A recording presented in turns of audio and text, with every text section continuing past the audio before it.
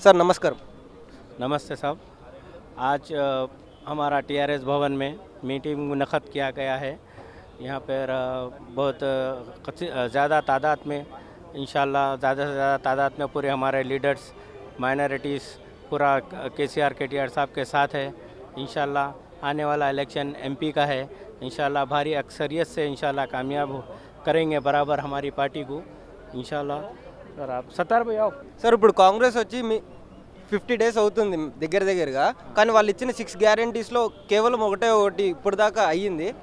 మిగతావి మిగతావి అవి చేస్తారంటారా వాళ్ళు ఇచ్చిన టైం పీరియడ్లో? साहब कांग्रेस का एक ही हमेशा से एजेंडा रहा। कांग्रेस हमेशा बर्बाद करी हिंदुस्तान को और ख़ास तौर पे माइनॉरिटीज़ को भी डैमेज करी। उन्हें खाली झूठे वादे करी कांग्रेस, सब झूठे वादे हैं जिसमें से एक करे वो भी पूरा नहीं हुआ काम। जो देखिए आप लेडीज़ आपस में कैसा बस में लड़ ले रही, देखो आप एक काम भी कांग्रेस का नहीं है। रेवंत रेड्डी का कैसा कैरेक्टर है सारे तेलंगाना को मालूम है, बहुत अच्छी तरीके से मालूम है। हम भी टीडीपी से आए हुए हैं, हमारे भी मालूम है कौन काम करता कौन नहीं करता। केसीआर साहब जो हमारे काम करे बताए, ग्राउंड वर्क बताए, कैसा डेवलपमेंट होना, कैसा कल्याण इसकी स्कीम आई हमारे पास, कैसा हर चीज़ डेवलपमेंट बच्चों का पढ़ने के स्कूल्स आए हमारे पास, माइनॉरिटी के स्कूल्स आए, माइनॉरिटी स्कूल्स नहीं थे हमारे पास। आज देखो आज मुसलमान हमारे अच्छा है, माइनॉरिटी का बहुत अच्छा है हमारे तेलंगाना में।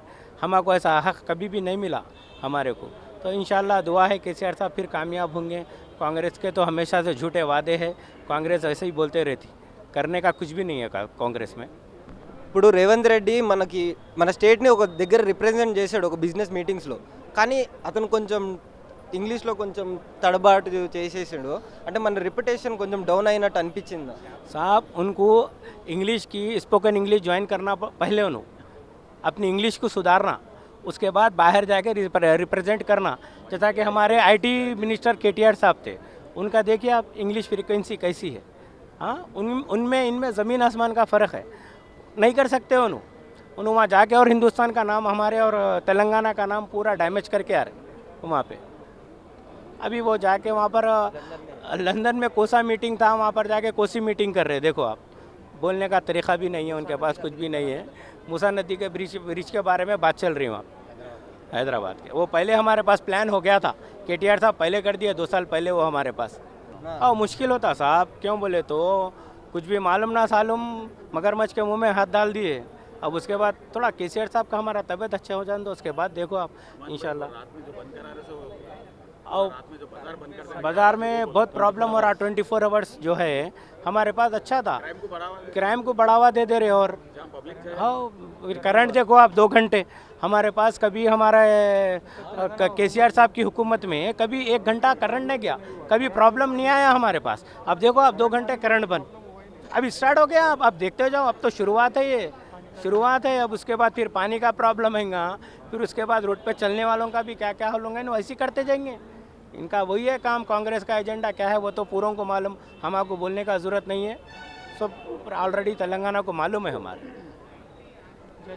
जय तेलंगाना, जय केसीआर, जय केटीआर। Thank you. అది ఇప్పుడు పాత పాలన లేని లోట్లు ఇప్పుడు కొత్త పాలన రాగానే ఒక 50 రోజులకే ప్రజలకి అర్థమైపోయింది, మాకు ఈ ప్రభుత్వం వద్దు అని చెప్పేసి అంటున్నారు. దాన్ని బట్టి మీరు ఏమంటారు? ब्रदर एग्जैक्टली जैसा तरीके से देख रहे हैं कि राहुल जी एक यात्रा निकाल रहे हैं, युवा जोड़ो यात्रा। युवा जोड़ो यात्रा में राहुल जी हमेशा पार्लियामेंट में बोलते हैं कि अडानी अंबानी है सो हिंदुस्तान के दुश्मन है। जब इनका चीफ है राहुल गांधी, क्या है कांग्रेस का चीफ है, जब चीफ बोल रहा है कि वो दुश्मन है, और आप रेवंत रेड्डी को देख सकते हैं जाके वो अडानी के साथ कारोबार करने की बात कर रहा है। राहुल अडानी के साथ तेलंगाना में लाके जिस तरीके से मोदी जी ने रेलवे रोडवे बेच दी, अब हमारे रेवंत रेड्डी का एक ही टारगेट है कि तेलंगाना की जितनी प्रॉपर्टीज़ है वो प्रॉपर्टीज़ बेच दे। और दूसरी बात जो कांग्रेस के ये स्कीम चल रहे हैं, 6 स्कीम्स का वादा किया गया था। जिस तरीके से राहुल गांधी जब आए थे उस्मानिया यूनिवर्सिटी को, जब प्रोटेस्ट हुआ था युवाओं के लिए बात की थी, तो ये पहले राहुल जी ने कहा था कि मैं 40% युवाओं को टिकट दूंगा, युवाओं को आगे बढ़ाऊंगा और हमारे कैबिनेट में युवा रहेंगे। जैसा ही इलेक्शन जीतने के बाद राहुल जी तो तेलंगाना आए नहीं, रेवंत को आप देखिए वही पुराना कैबिनेट को ही मिनिस्ट्री बनाया गया है। और ऊपर से जो 6 स्कीम की बात करते हैं, 6 स्कीम में से मैं पूछना चाह रहा हूँ, अभी 50 दिन होने आ रहे हैं, 5,000 रुपये युवा को जो देने की बात कही थी, कहाँ पे 5,000 रुपये? 15 लाख का बात किया था, 5 लाख तक स्टूडेंट्स को आप स्टूडेंट फंड्स देंगे बोल के बात की थी। अभी 2 साल, अभी 5 महीने में एक बार भी स्कॉलरशिप नहीं आया। आप बात कर रहे हैं राशन कार्ड्स बनाने के, 12 लाख से ज़्यादा राशन कार्ड पेंडिंग है अभी तेलंगाना में, 12 लाख के राशन कार्ड को आप एक्सेप्ट भी नहीं करें और नए एप्लीकेशंस ले रहे हैं। और मैं पूछना चाह रहा हूँ, जो नए एप्लीकेशंस लिए आप 6 स्कीम्स की बात करें, उसमें से एक स्कीम दिया है आप, कोसी स्कीम दिए, फ्री बस स्कीम दिए। मैं बात करना चाह रहा हूँ, आज देख सकते हैं आरटीसी बस में 90% स्टूडेंट ट्रैवल करते हैं। आज स्टूडेंट्स की ये हालत है, पीछे जाके लटकना पड़ रहा, लारी पर लटकना पड़ रहा। एक भी स्टूडेंट की अगर जान जाती है तो क्या रिस्पॉन्सिबिलिटी तेलंगाना गवर्नमेंट लेंगी या तेलंगाना आरटीसी लेंगी, मैं पूछना चाह रहा हूँ। और रही अभी एक बात, जिस तरीके से 6 स्कीम की बात हुई थी, 6 स्कीम में से आपने बात किया है स्कीम्स का, तो जिस तरीके से जो डाटा है पब्लिक का, हम एनआरसी के खिलाफ थे, हम सीए के खिलाफ थे।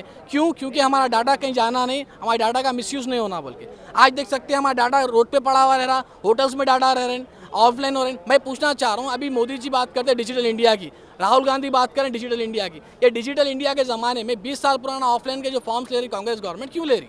अगर किसका भी जिस तरीके घर के प्रॉपर्टीज़ के पेपर ले जा रहे हैं, राशन कार्ड ले जा रहा, आधार कार्ड ले जा रहा, किसी का भी अगर इलीगल मिसयूज़ हुआ तो क्या गवर्नमेंट रिस्पॉन्सिबल है? जिस तरीके से परसों में मीडिया में आप लोग देखे होंगे, रोड पे कारोबार में ration card, pan card, photos, ladies के फोटोज़ मिसयूज़ हो रहा, रोड पे पड़ा हुआ रह रहा। और जो बोले वो स्टूडेंट्स को आप एजेंसीज़ को लेके आके आप डाटा एंट्री के यहाँ से दे दे रहे हैं। वो डाटा एंट्री हो रहा नहीं हो रहा, किसके पास डॉक्यूमेंट्स हो गए? अगर वो फॉर्म मिस हो गया या फॉर्म फिल हो गया तो क्या आरडीओ रिस्पॉन्सिबल ले रहा, एमआरओ रिस्पॉन्सिबल, कौन रिस्पॉन्सिबल ले रहा?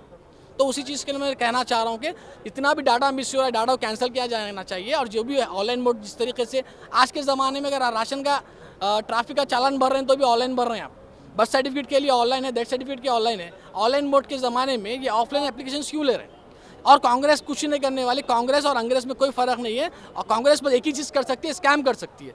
इस तरीके से अब देखो, अब 100 दिन की बात हुई थी, अब 100 दिन कंप्लीट नहीं होंगे, एमपी इलेक्शन कोड बोल के एमपी इलेक्शन कोड ला दिया जाएगा, उसके बाद पूरा काम को पेंडिंग किया जाएगा। उसके बाद राहुल गांधी तो आने वाले नहीं है, रेवंत रेड्डी भी भाग जाने वाले।